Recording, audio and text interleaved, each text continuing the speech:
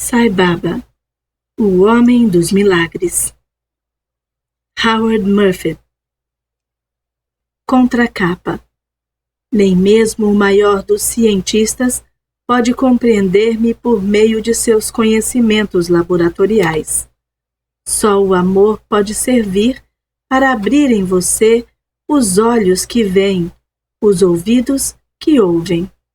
Howard Murphy teve a graça de conviver intimamente com o indiano Sai Baba e pesquisar centenas de casos milagrosos.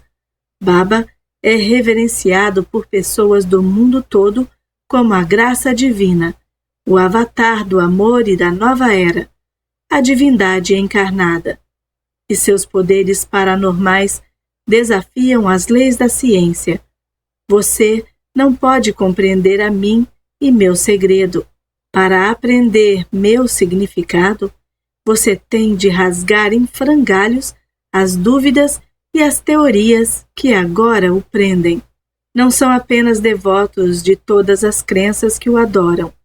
Membros da comunidade científica do mundo da filosofia, da religião, da política, da economia, das artes, da educação, fazem relatos extraordinários dos fenômenos que eles mesmos presenciaram. Ao ler este livro, que tem empolgado pessoas do mundo inteiro, você vai conhecer de perto o homem de Bangalore, seus milagres estonteantes, seus poderes fantásticos, sua irresistível capacidade de conquistar as almas humanas. Leia e acompanhe a trajetória de Howard Murphy e depois responda se ainda acha difícil acreditar em milagres. Capítulo 1. A busca. Não necessitamos de nenhuma lâmpada quando temos sabedoria. Anon. Depois de passar algum tempo na Europa, minha esposa e eu decidimos dar uma parada na Índia quando de regresso para nosso lar na Austrália. Tínhamos 2 propósitos em mente. O primeiro, entregar-nos mais profundamente à teosofia, frequentando um curso de 6 meses na Escola da Sabedoria na International Headquarters da Sociedade Teosófica, em Adyar, Madras. Para evitar confusão, é necessário assinalar que essa escola não tenciona oferecer um curso rápido de como se tornar sábio. Seu propósito é apenas o estudo da eterna sabedoria, a filosofia perene encontrada sobretudo nos vetustos escritos do Oriente. O segundo propósito era viajar através do país para descobrir se havia uma dimensão espiritual mais profunda na vida da Índia moderna. Será que ainda haveria algo daquela Índia misteriosa descrita por Paul Brunton, Yogananda, Kipling, Madame Blavatsky, Coronel Olcott e outros escritores? Haveria ainda fontes escondidas de conhecimento esotérico ou tinham secado? Seria ainda possível encontrar um grande yogi com poderes sobrenaturais, conhecedor dos segredos da vida e da morte? Imaginávamos que 1 ano seria suficiente para esse programa. A escola de teosofia foi agradável e esclarecedora, como uma viagem para dentro dos ensinamentos sábios, indo do antigo Vedas até a doutrina secreta, publicada em 1888. Ela preparou nossas mentes para nossa futura exploração na área.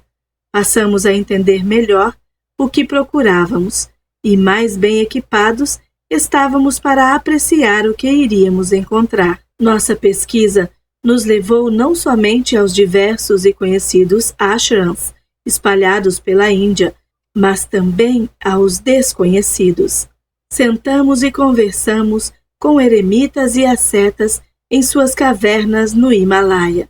Encontramos, primeiramente, uma grande variedade de sadhkas, sadhus e mestres de diferentes tipos de yoga. Dos eremitérios do Himalaia e ashrams ao longo do sagrado Ganges, voltamos para Nova Delhi. Lá, num clube, encontramos um importante executivo indiano que disse após algumas cervejas: "Então, vocês estão procurando a vida espiritual na Índia. Não há nenhuma. Pertence ao passado. Nós, de nosso lado, estamos em busca daquilo que vocês têm no Ocidente: progresso material." Num outro lugar, um professor de história também tentou sufocar nosso entusiasmo. "Creia-me", falou, "não restou nenhuma espiritualidade neste país.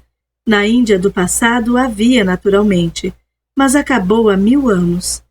No entanto, sabíamos que os homens que falavam desta maneira, os homens da Índia moderna, com sua sede pela tecnologia ocidental, estavam errados acerca de seu próprio país. Tínhamos visto bastante e sentido muito para estarmos certos e seguros de que os tesouros yogis do passado ainda poderiam ser encontrados em seu profundo recesso. Tínhamos sentido isso. Possuíamos indícios de seu perfume na brisa, nos defrontando com o amor fraternal dos ashrams, encontrando homens felizes ensinando, pelo prazer de ensinar, as verdades da filosofia religiosa hindu. Não faltavam palavras inspiradoras e nobres teorias. Não tínhamos, no entanto, encontrado um homem com real poder, alguém que tivesse levado a vida yogi tão longe e verdadeiramente a ponto de destruir as limitações que prendem o homem ao seu atual estado de infelicidade. Mas com tanto material promissor, havia certamente bastante esperança na existência de tal pessoa. Por outro lado, sabíamos que tesouros espirituais não eram apresentados numa bandeja. Há sempre tarefas e austeridades a serem cumpridas para que possam ser encontrados. Viagens de trem e ônibus nas planícies da Índia durante o abrasador mês de junho constituíam dificuldades suficientes para qualquer um.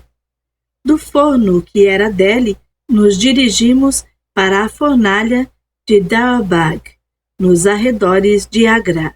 Queríamos saber o que havia acontecido com a comunidade religiosa de Radha Swami, tão admirada por Paul Brunton 30 anos antes. Achamos que suas instituições educacionais tinham progredido e que suas fazendas e fábricas pareciam estar prosperando, mas que havia algo de cansado no ar. Não existia o dinamismo achado por Brunton. Era como um velho homem cansado que tivera sonhos otimistas na sua juventude e nunca os realizara. Talvez fosse devido ao fato de que o líder espiritual, Sua Santidade Sahabji Maharaj, já houvesse morrido no tempo de Brunton. Pouco antes de morrer, ele passou a liderança a um engenheiro aposentado, Hazur Mehtaji Maharaj. Agora, ele era o Deus reencarnado na Terra para o povo de Dayal. Provava ser um Deus ardiloso. Tentamos encontrá-lo, mas fomos logo desencorajados. Numa ocasião, saímos de manhã cedo com um grupo que, antes de começar seus trabalhos em escritórios, escolas e fábricas, trabalhava no campo umas poucas horas. O guru estava com o grupo e tínhamos esperança de poder finalmente contatá-lo. De fato, esta era nossa intenção quando fomos, mas ele sempre conseguia criar uma barreira para impedir o encontro. Finalmente, um dia antes de nossa partida, o secretário da comunidade conseguiu segurá-lo tempo suficiente para uma entrevista conosco. Nesse dia, a casa onde o líder morava nos foi mostrada. Era apenas uma casa dentre muitas.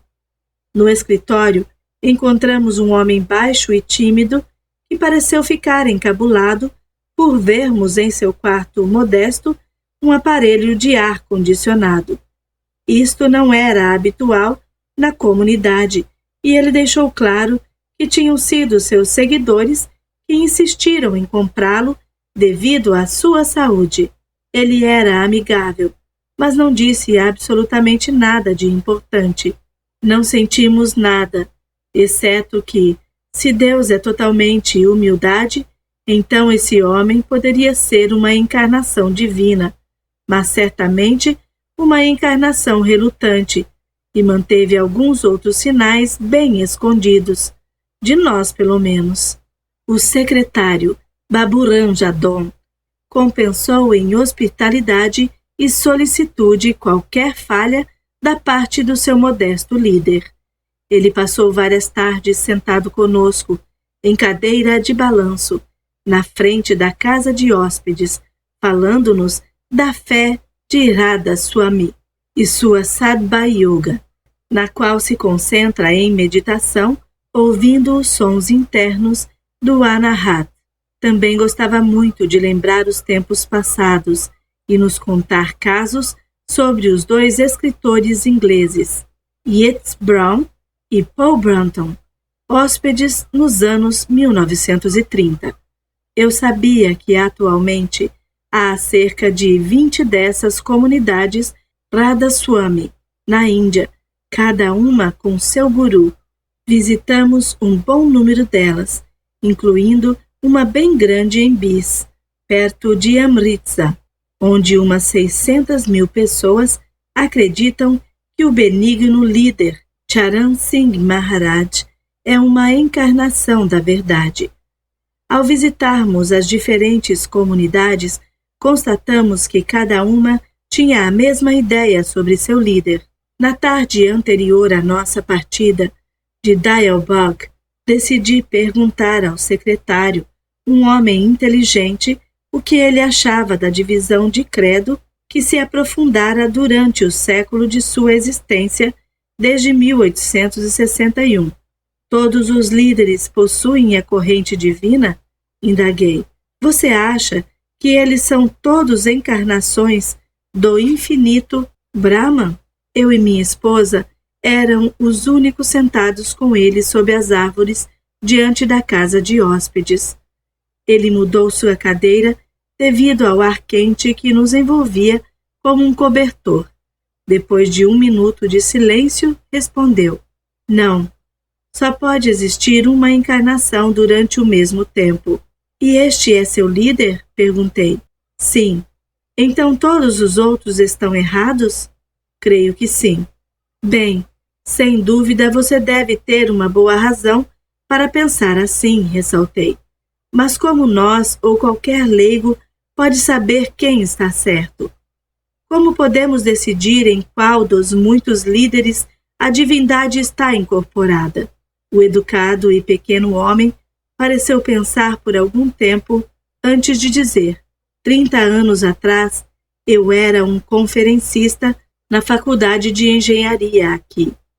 Uma noite, enquanto estava sentado neste mesmo local, ouvindo o nosso líder, Sahabji, Paul Brunton fez a mesma pergunta. Lembro-me bem da resposta de Sua Santidade. Qual foi? Iris, minha esposa, perguntou. Ore a Deus todos os dias, e Ele conduzirá você ao homem no qual Ele, no momento, está encarnado. Eu sugiro o mesmo. Tal prece será sem dúvida atendida. Parou, sorriu e continuou. E quando for atendido e o encontrar, por favor, escreva-me e me informe. Eu penso que talvez ele estivesse dizendo: escreva e me diga que você já está no caminho de volta para cá. Então, lembrei-me de que Brunton não voltou nem entrou para esse grupo em Dialbag, mas encontrou seu grande guru em Raman Maharshi, de Tiruvannamalai. Era muito estranho. Eu não estava certo se acreditava em modernas encarnações divinas. Talvez, nos tempos passados, como ensinam as Escrituras, possam ter existido encarnações como Rama, Krishna, Cristo e outros. Eu sabia que muitos na Índia consideravam alguns mestres espirituais modernos, tais como Paramahansa Ramakrishna, como encarnações ou avatares. Mas jamais esperava encontrar um nos anos 1960. A ideia jamais me ocorrera. Estava preparado para me defrontar com um grande yogi que já tivesse alcançado as alturas de realização divina. Mas qual era a diferença? Se é que havia alguma, estava além de meu entendimento ou esperanças. Mesmo assim, minha esposa e eu decidimos que se houvesse uma encarnação, nós adoraríamos encontrá-la. Desta forma, a oração não nos faria mal. Poderia, pelo menos, ajudar a nos conduzir ao grande mestre por nós procurado.